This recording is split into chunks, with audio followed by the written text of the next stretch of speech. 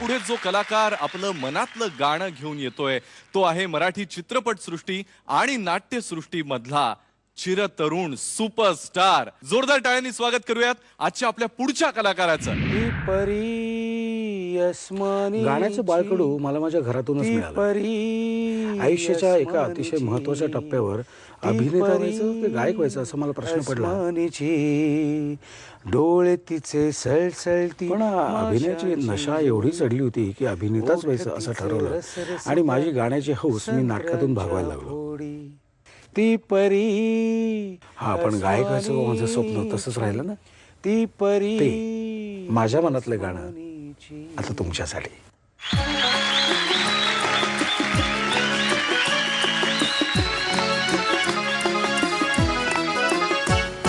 मला सांगा सुख म्हणजे नक्की काय असतं. मला सांगा सुख म्हणजे नक्की काय असतं. काय पुण्य असलं की ते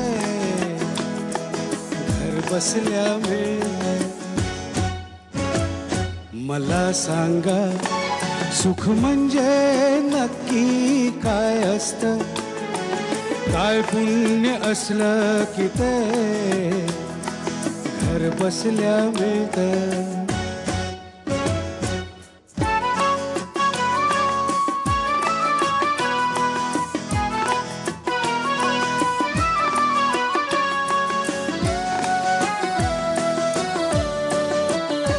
दान घेता नाही झोळी हवी रिकामी.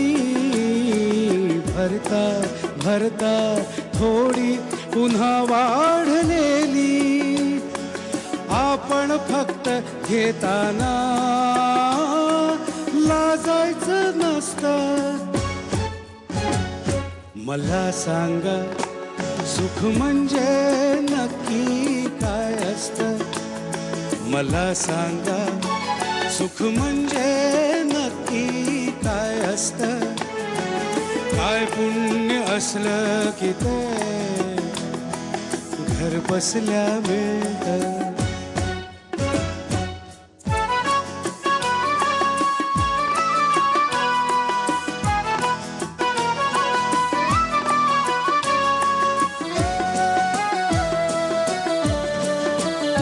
देव देतो तेव्हा छप्पर फाडून देतो.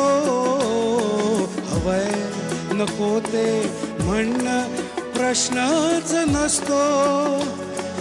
आपण फक्त दोन्ही हात भरून घ्यायचं नुसतं.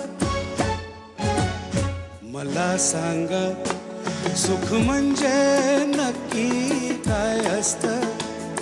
मला सांगा सुख म्हणजे नक्की काय असतं. काय पुण्य असलं की ते घर बसल्या मिळतं. मला सांगा. सर तुम्हाला तर वन्स मोरची एवढी सवय आहेच आहे, मग आज का थांबलायत? एक होऊन जाऊ ना प्लीज. हो ना.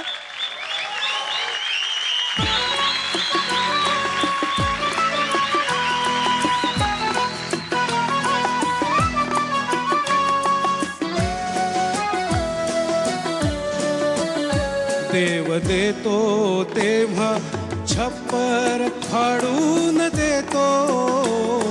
हवय नको ते म्हणणं प्रश्नच नसतो. आपण फक्त दोन्ही हात भरून घ्यायचं नुसतं. मला सांगा सुख म्हणजे नक्की काय असतं. मला सांगा सुख म्हणजे नक्की काय असतं. काय पुण्य असलं की ते घर बसल्या मिळतं. मला सांगा.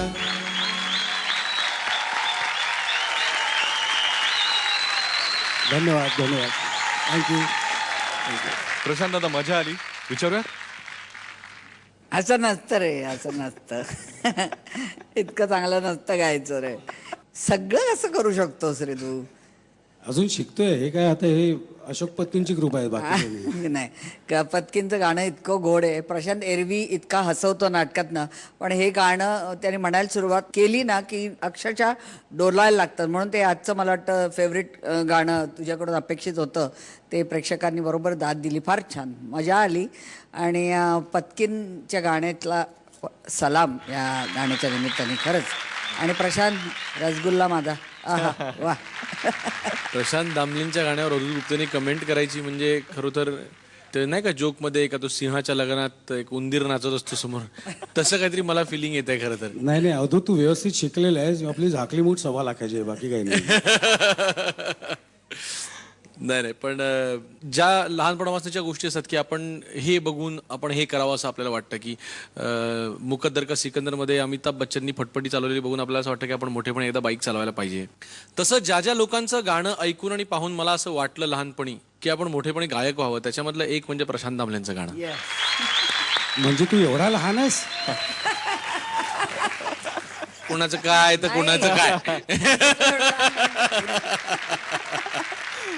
मला तुमच्या कौतुक करायला शब्दच अपुरे पडतात खरं तर तुमच्या आजपर्यंतच्या सगळ्याच गोष्टीबद्दल.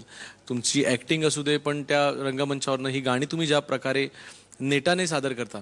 बरं, एकच गाणं तुम्ही, मला वाटतं ह्या नाटकाचेच किती प्रयोग झाले असतील? 1600च्या वर झाले. 1600च्या वर हे प्रयोग झाले. आणि हे 1600व्या एकदा म्हणजे परत एकदा गाणं गाताना सुद्धा त्यातलं नाविन्य त्यांनी किती छान जपलंय. आणि तीच तर त्याची खासियत आहे ना, ती स्पॉन्टिनिटी, रिफ्रेश. स्पॉन्टिनिटी. आणि ते गाणं अजूनही हिरवं आहे तुमच्या गळ्यामध्ये, अतिशय हिरवं आहे ते गाणं अजून. मला असं वाटतं की आज ऑडियन्सनी तुम्हाला उभं राहून दाद दिलेली आहे. आतापर्यंतच्या ह्याच गाण्याला नव्हे तर तुमच्या आतापर्यंतच्या सगळ्या कारकिर्दीला मी एकदा उभं राहून दाद देतो. थँक्यू. अवधूत दादाने बाकी सगळं सांगितलेलंच आहे, पण सगळ्या मराठी जनतेला जसं माहितीच आहे, हॅट्स ऑफ टू यू. कारण आतापर्यंत मराठी नाटक त्याच्यामध्ये पैसा नाही, चालत नाही, असे सगळे समज तुम्ही खोटे पाडलेत. आणि आतापर्यंत अनेक विक्रम घडवत, अनेक यशस्वी नाटकं देत, अनेक वेळा यशस्वी राहत, प्रत्येक वेळेला हे सिद्ध करून दाखवलं की मराठी माणूस मराठी नाटकामध्ये काय करू शकतो. Hats off to you. मी फारच लहान आहे सांगायला, पण या सगळ्या जनतेच्या वतीने मी हे सांगू इच्छितो. आणि हे गाणं आज कुणाला डेडिकेट केलंय तुम्ही? म्हणजे याच्या हा प्रश्न विचारायची गरजच नाही, कारण येता जाता मी अशोक पत्कींचंच नाव घेत असतो. कारण माझी कारकीर्द सुरू झाली 1983ला टूर पासून, पण अशोक पत्कींची भेट झाली 1985ला मोरूच्या मावशीच्या वेळी. तेव्हापासून आजपर्यंत मला असं वाटतं की अशोक पत्कींकडे गाणारा एकमेव असा गायक आहे की ज्याने जवळजवळ 65 गाणी मी त्यांच्याकडे गायलेली आहेत, आणि ती फक्त नाटकात गायलेली आहेत. गायकाला काय गाता येतं, काय पद्धतीचा गळा आहे हे त्यांनी जर ओळखलं नसतं तर मी टिकलो नसतो इतके वर्ष. माझा थोडा अभिनय आणि थोडं गाणं, ते थोडं गाणं त्यांनी जपून ठेवलं, वाढवलं. अर्थात याचा सहभाग, मोठा सहभाग सुधीर भटांचा सुद्धा आहे. सुयोगचे जे निर्माते आहेत त्यांचाही याचा सहभाग आहे. माझी संपूर्ण कारकीर्दच अशोक पत्कींनी घडवलेली आहे गाण्याची, असं मी अभिमानानं सांगू शकतो. तुमची इतकी गाणी आतापर्यंत वेगवेगळी आम्ही सगळे ऐकलेलीच आहेत, पण सुरुवात कुठे झाली? गाण्याची सुरुवात शाळेत झाली. तब्येत ह्याच्यापेक्षा जास्त चांगली असल्यामुळे मला खेळात कोणी घ्यायचं नाही. त्यामुळे बैठे खेळ, आणि म्हणजे बैठं जेवढं होतं तेवढं मी बऱ्याच गोष्टी केल्या. त्यात गाणं सुद्धा आलं. त्यामुळे गाण्याची सुरुवात बालपणीच झाली. म्हणजे इंटर स्कूल कॉम्पिटिशन तिथपासून सुरुवात झाली. आणि मग नंतर ऐकणं खूप झालं, शिकणं काही झालं नाही. कारण माझ्या घरात दोन्हीकडून गाणं, म्हणजे मटंग्यांकडून सुद्धा गाणं, आईकडून सुद्धा गाणं आणि दामल्यांकडून सुद्धा गाणं. अनंत दामले म्हणजे मास्टर नूतन पेंढारकर, त्यांना ही पदवी होती. आणि संगीत नाटकात त्यावेळी ते काम करायचे. 11 प्रकारचे वेगवेगळे नारद केले त्यांनी. आणि संगीत नाटकात काम केल्यामुळे घरची परिस्थिती कशी असते, त्यामुळे घरातून माझा विरोध होता नाटकात जाण्याला. पण ती गाण्याची आवड जोपासत ठेवली होती. आणि अशोक पत्कींच्या हातात सापडलो मी, योग्य वेळी योग्य प्रकारे. तुम्ही असंच पुढे गोड गात राहावं, आम्हा सगळ्यांचं मनोरंजन करत राहावं. आणि खास या पर्वा करता ही खडी साखर. धन्यवाद. वजन वाढलं तर वंदनाताई, वजन लक्ष आहे माझं. All the best. All the best. Thank you.